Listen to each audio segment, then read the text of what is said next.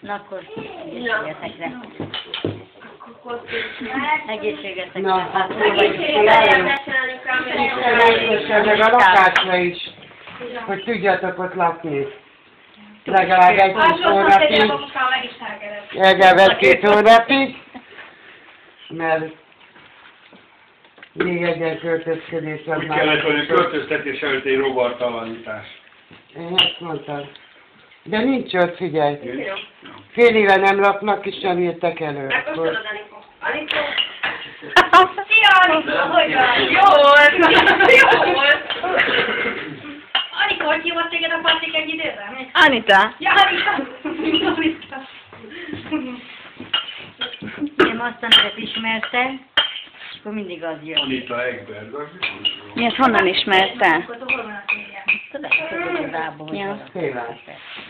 Igen. Láttuk fényképen, Finom ugye? minden gyerekek. Nagyon jó volt a merősor. Ez a füstölt hússal, ugye? Igen.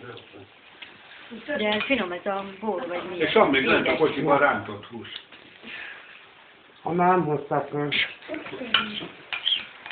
Babuska bevágta. Finom a torta. Féltékenyen. Te, Lent a színe? Finom. Azt nem fél. Én nem tudom. Hát az Attila vezet, akkor ne adjál. De hogy? Mi? Figyelj, soha nem Lehet tudom. tudni, így van. Jó mondja. Teljesen jó mondja.